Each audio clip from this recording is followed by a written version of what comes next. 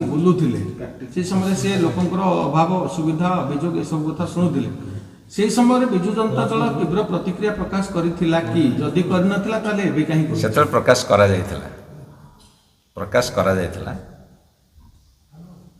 କିନ୍ତୁ ସେ ରାଜ୍ୟପାଳ ଏବେ ତ ବିଦାୟ ଗୋଟେ ସୂତା କ୍ଷୀୟ ସଳଖି ପାରିବେନି, ଗ୍ରିଭାନ୍ସ ନେବେ।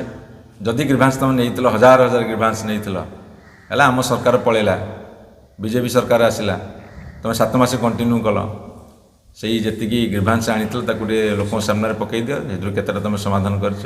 ମୁଁ ତ ତାଙ୍କୁ ଯେତିକି ଦାୟୀ କରିବି, ବର୍ତ୍ତମାନ ସରକାର ତ ବେଶୀ ଦାୟୀ କରିବି, କାରଣ ଗଭର୍ଣ୍ଣର ବୁଲି ବୁଲି ପ୍ରଚାର କଲେ ତାଙ୍କ ପାଇଁ, ସେଇଥିରୁ ମାନେ ସରକାର ଆସିଲେ। ଗୋଟେ ପଲିଟିକାଲ ଏଜେଣ୍ଟ ଭଳିଆ ଯେତେବେଳେ ସେ ପ୍ରଚାର କଲେ, ଏମାନେ ସରକାରକୁ ଆସିଲେ, ଅନ୍ତତଃ ଯଦି ଗ୍ରିଭାନ୍ସ ଆଣିଥିଲେ ତାକୁ ଆଡ୍ରେସ୍ କରିଦିଅ। ଲୋକପ୍ରିୟ ରାଜ୍ୟପାଳ, ବର୍ତ୍ତମାନ ଲୋକପ୍ରିୟ ସରକାର, ତାହେଲେ ଲୋକ ଅପ୍ରିୟ ହେଲେ କାହିଁକି? ଯଦି ଲୋକପ୍ରିୟ ରାଜ୍ୟପାଳ ବିଜେପି ବାଲା କହୁଛନ୍ତି, ତାହେଲେ ଲୋକ ଅପ୍ରିୟ ହେଲେ କାହିଁକି? ଲୋକ ଅପ୍ରିୟ ହେଲେ ବୋଲି ତ ତଣ୍ଟିଆ ଖାଇଲେ ନା, ସେମାନେ ଦେଲେ। ଧନ୍ୟବାଦ। ଝାଡ଼ଖଣ୍ଡ ଫେରିଗଲେ, ସେ ବିଜେପିର ସଦସ୍ୟତା ଗ୍ରହଣ କଲେ ବୋଲି ଟ୍ୱିଟ୍ କଲେ ଏବଂ ତାପରେ ସେ ଗୋଟେ ବୟାନ ଦେଲେ। ସେ ବୟାନରେ କହିଲେ ଯେ ରାଜ୍ୟପାଳ ପଦଟା ଗୋଟେ ଲାଟ ସାହେବ ପଦ ନୁହଁ ଏବଂ ସେ 3 ମାସରେ 30 ଜିଲ୍ଲା ବୁଲିଲେ, ଲୋକଙ୍କ ସାଥିରେ ମିଶିଲେ, ଗ୍ରିଭାନ୍ସ ନେଲେ, ଇତ୍ୟାଦି ଇତ୍ୟାଦି। ତାକୁ ନେଇକି ଆମେ କହିଲୁ ଯେ ସିଏ ଓଡ଼ିଶାରେ ରାଜ୍ୟପାଳ ନଥିଲେ, ସିଏ ବିଜେପିର ପଲିଟିକାଲ ଏଜେଣ୍ଟ ଥିଲେ ଏବଂ ରାଜଭବନକୁ ସେ ବିଜେପିର ପାର୍ଟି ଅଫିସ ବା କାର୍ଯ୍ୟାଳୟ ଭାବରେ ପରିଣତ କରିଥିଲେ। ବିଜେପି ବାଲା ଉତ୍ତର ଦେଲେ ଯେ ସେ ଲୋକପ୍ରିୟ ରାଜ୍ୟପାଳ ଥିଲେ, ଲୋକଙ୍କର ରାଜ୍ୟପାଳ ଥିଲେ, ଗାଁ ଗାଁ ବୁଲୁଥିଲେ, ଏମିତି କେତେ କ'ଣ କଥା କହିଲେ। ବର୍ତ୍ତମାନ ବୟାନବାଜି ଚାଲିଛି, ଓଡ଼ିଶାର ରାଜନୀତିକ ସରଗରମ କରୁଛି। ମୋର ଏଇଠି କେତୋଟି ମୌଳିକ ପ୍ରଶ୍ନ। ଗୋଟେ କଥା ହେଉଛି ଯେ କାହାର ପୁଅ ଯେତେବେଳେ ଗୋଟେ କ୍ରାଇମ୍ କରେ ସେତେବେଳେ ତାକୁ ପନିଶମେଣ୍ଟ ହୁଏନି। ଯେମିତି କଥାରେ ଅଛି, ପଣ୍ଡିତ ପୁଅ ମାଙ୍କଡ଼ ମାରିଲେ ଦୋଷ ନାହିଁ। ସିଏ ଓଡ଼ିଶାର ତାଙ୍କ ଅଫିସରେ ଚାକିରି କରୁଥିବା ଜଣେ ବ୍ୟକ୍ତିଙ୍କୁ ତାଙ୍କ ପୁଅ ମାଡ଼ ମାରିଲା, ଜୋତା ଚଟେଇଲା, ଅକଥନୀୟ ନିର୍ଯାତନା ଦେଲା। ସିଏ ଗଣମାଧ୍ୟମ ଆଗରେ କହିଲେ, ପୋଲିସରେ ଏଫଆଇଆର ଦେଲେ, କୌଣସି କାର୍ଯ୍ୟାନୁଷ୍ଠାନ ନିଆଗଲା ନାହିଁ। ଏଇଟା ଲୋକଙ୍କର ରାଜ୍ୟପାଳଙ୍କର ପୁଅ ନା ଲାଟ ସାହେବଙ୍କର ପୁଅ? ଏ ଉତ୍ତରଟା ସେ ରଖିବେ। ଏବଂ ସାରା ଓଡ଼ିଶା ବୁଲିଲେ 3 ମାସ ଭିତରେ, ବହୁତ ଗ୍ରିଭାନ୍ସ ଆଣିଲେ, ଲୋକଙ୍କ ସାଥିରେ ଯାଇକି ମିଶିଲେ।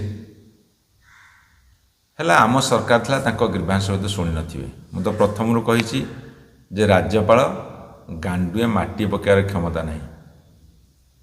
ରାଜ୍ୟ ସରକାର କରନ୍ତି, ମୁଖ୍ୟମନ୍ତ୍ରୀ ମନ୍ତ୍ରୀ ସରକାର କରିବେ, ରାଜ୍ୟପାଳଙ୍କର ସେ କ୍ଷମତା ନାହିଁ ଆର୍ଥିକ ନିଷ୍ପତ୍ତି ନେବାର, କାହାକୁ ଅନୁଦାନ ଦେବାର। ହେଲା ସେ ଗ୍ରିଭାନ୍ସ ଆଣିଲେ, ଭଲ, ଲୋକଙ୍କ ପାଖକୁ ଗଲେ, କିଛି ଅସୁବିଧା ନାହିଁ। ଲୋକଙ୍କ ପାଖକୁ ଯାଇଥିଲେ ଗ୍ରିଭାନ୍ସ ଆଣିବାକୁ ନା ବିଜେପିର ସ୍ଥିତି ଜାଣିବାକୁ ନା ବିଜେଡ଼ିକୁ ବଦନାମ କରିବାକୁ? ଜଣେ ରାଜ୍ୟର ଗଭର୍ଣ୍ଣର ହିସାବରେ ସେହି ସରକାର, ଯେଉଁ ସରକାର ଥାଏ, ତା ବିରୁଦ୍ଧରେ ବୟାନ ଦେବାକୁ, ଏଇଟା ଭାରତବର୍ଷର ଇତିହାସରେ କେଉଁଠି ହେଇନଥିଲା। ଏବଂ ଆଣିଲେ, ଗ୍ରିଭାନ୍ସ ଆଣିଲେ, ତାଙ୍କ ସରକାର ଆସିଲା। ତାଙ୍କ ସରକାର ଆସିଲା ପରେ ମୁଁ ତାଙ୍କୁ ପଚାରୁଛି, ବର୍ତ୍ତମାନ ରାଜ୍ୟ ସରକାରକୁ ମଧ୍ୟ ପଚାରୁଛି, ତମର ଯେଉଁ ଲୋକପ୍ରିୟ ରାଜ୍ୟପାଳ ଥିଲେ, ଯେତିକି ଗ୍ରିଭାନ୍ସ ଆଣିଥିଲେ, କେତୋଟି ଗ୍ରିଭାନ୍ସକୁ ଆଡ୍ରେସ୍ କରିଛନ୍ତି? ତାଙ୍କ ସରକାର ତ ଆସିଲା ନା, ସେ ଯେଉଁ ପଲିଟିକାଲ ଏଜେଣ୍ଟ ଯେଉଁ ପାର୍ଟିର ହେଇଥିଲେ, ଏଇ 7 ମାସ ଭିତରେ ସେ କେତୋଟି ଗ୍ରିଭାନ୍ସ ଆଡ୍ରେସ୍ କରିଛନ୍ତି ବା ସଲ୍ଭ କରିଛନ୍ତି? ଏବଂ ମୁଁ ତାଙ୍କୁ ଆଉ ଗୋଟେ ପ୍ରଶ୍ନ ପଚାରୁଛି, ତାଙ୍କୁ କ'ଣ ପ୍ରମ୍ପଟିଂ କଲା ଯେ ସେ କହିଲେ ଯେ ଲାଟ ସାହେବ ପଦ ନୁହଁ? ଆମେ ପ୍ରଫେସର ଗଣେଶୀ ଲାଲଙ୍କୁ ଦେଖିଛୁ। ତାଙ୍କୁ ଯଦି ଓଡ଼ିଶା ଲୋକଙ୍କୁ ପଚାରେ ଯେ ଭଲ ରାଜ୍ୟପାଳ କିଏ, ତାଙ୍କୁ ଏତେ 100ରୁ 100% ମାର୍କ ଦେବେ। କିନ୍ତୁ ଯଦି ଓଡ଼ିଶା ଲୋକଙ୍କୁ ପଚରାବ ରଘୁବର ଦାସ କିଏ ଲୋକ 100ରୁ 10% ମାର୍କ ଦେବେ କି ନାହିଁ ମୁଁ ଜାଣିନି। ସେ ଯଦି ଧରାଧରି କରିବେ ବି ତଥାପି 30 ମାର୍କ ପାଇବେନି, ପାସ୍ ମାର୍କ ପାଇବେନି। ଏବଂ ଆଉ ଗୋଟେ କଥା ବିଜେପି ସରକାରକୁ ମୁଁ ପଚାରିବାକୁ ଚାହୁଁଛି, ଯାହା ବିଜେପିର ବନ୍ଧୁମାନେ ଯେଉଁ ବୟାନବାଜି କରୁଛନ୍ତି, ଲୋକଙ୍କର ରାଜ୍ୟପାଳ ଥିଲେ ତାଙ୍କୁ ତଣ୍ଟିଆ କ'ଣ ପାଇଁ ଦେଲେ? 5 ବର୍ଷ ତ କାର୍ଯ୍ୟକାଳ ସରିନି, ନଙ୍ଘା ତଣ୍ଟିଆ ଦେଇ କାହିଁକି ବିଦା କଲେ? ସେ କାରଣଟା ବର୍ତ୍ତମାନ ବିଜେପି ଭାଇମାନେ ଟିକେ ସ୍ପଷ୍ଟ କରନ୍ତୁ।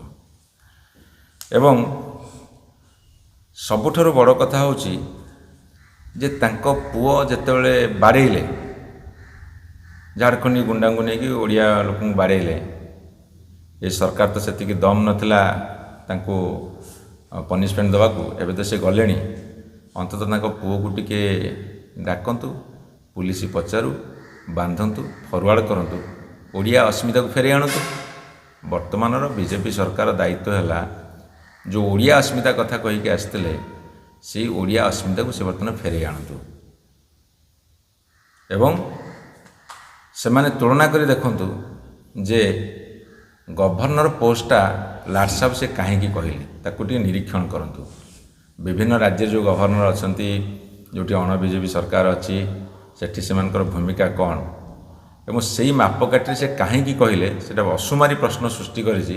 ସେ ପ୍ରଶ୍ନର ଉତ୍ତର ଦିଅନ୍ତୁ। এই কথাটা, এই মৌলিক প্রশ্ন গুড়াক ମୁଁ ପଚାରିଛି, ଦୟାକରି ଉତ୍ତର ଦିଅନ୍ତୁ। ଏକରେ ତଣ୍ଟିଆ କାହିଁକି ମାରିଲେ, କେଉଁ ରାଜ୍ୟରେ ଗଭର୍ଣ୍ଣର ସବୁ ଲାଟ୍ ସାହେବ ହେଇଛନ୍ତି ଏବଂ ସିଏ ନିଜକୁ ଲାଟ୍ ସାହେବ କହିଲେ ନାହିଁ କିନ୍ତୁ ତାଙ୍କ ପୁଅକୁ ଛାଡ଼ିଲେ, ଏବଂ ପୂର୍ବତନ ଗଭର୍ଣ୍ଣରଙ୍କ ଅପେକ୍ଷା ଇଏ କେଉଁ ଗୁଣରେ ଭଲ ଥିଲେ, ଏବଂ କାର୍ଯ୍ୟକାଳ ସରିବା ପୂର୍ବରୁ ବିଜେପି ବାଲା କାହିଁକି ତାଙ୍କୁ ତଣ୍ଟିଆ ମାରିଲେ, ଏସବୁ ମୌଳିକ ପ୍ରଶ୍ନର ଉତ୍ତର ଚାହୁଁଛୁ। ମୁଁ ବିଜୁ ଜନତା ଦଳର ସ୍ପୋକ୍ସ ପର୍ସନ ହିସାବରେ କହୁଛି। ଗୋଟିଏ ଲାଟ୍ ସାହେବ ପଦବୀ ନୁହେଁ, ଅର୍ଥାତ୍ ସେ ନିଜକୁ ଜନହିତକର ବା ଜନକଲ୍ୟାଣ ବା ଜନସାଧାରଣଙ୍କର ରାଜ୍ୟପାଳ ହିସାବରେ ପରିଗଣିତ କରିଛନ୍ତି। ତ ଏଥିରେ ଏଇ ଦିଗ କେଉଁଠି ଉଠିଲା? ନିଜ ଢୋଲ ନିଜେ ପିଟିଲେ କ'ଣ ହେବ? ସେ ତ ପ୍ରଶ୍ନର ଉତ୍ତର ଦେବେ ନା, କାହିଁକି ତାକୁ ବିଜେପି ବାଲା ତଣ୍ଟିଆ ମାରିଲେ? ମୁଁ ସେ ଗୋଟାଏ ପ୍ରଶ୍ନର ଉତ୍ତର ସବୁ ଅଛି। ଯେ 5 ବର୍ଷରେ ଯିବା ରାଜ୍ୟପାଳ ପରିବର୍ତ୍ତନ ହେବା ଏ ଗୋଟେ ସ୍ୱାଭାବିକ ପ୍ରକ୍ରିୟା। ରାଷ୍ଟ୍ରପତି କାହାକୁ କେତେ ମାସ ପର୍ଯ୍ୟନ୍ତ ଦାୟିତ୍ୱ ଦେବେ ଏବଂ ପୁନଃ ଭାବରେ କିଏ ଦାୟିତ୍ୱ ନେବ, ସେ ଗୋଟିଏ ରାଷ୍ଟ୍ରପତିଙ୍କର ତାହା ଗୁରୁତ୍ୱପୂର୍ଣ୍ଣ କଥା।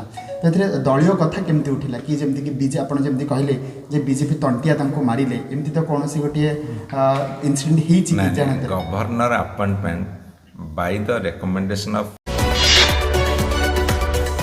ଆମ ସହ ପ୍ରତିଦିନ ଯୋଡ଼ି ହୋଇ ରହିବା ପାଇଁ ଆମ ଚ୍ୟାନେଲକୁ ଲାଇକ୍, ସେୟାର, ସବସ୍କ୍ରାଇବ୍ ଏବଂ ଫଲୋ କରନ୍ତୁ। ଡ୍ରିମ୍ସ ରାଇଡର ସବୁ ସମୟରେ ଆପଣଙ୍କ ସେବାରେ।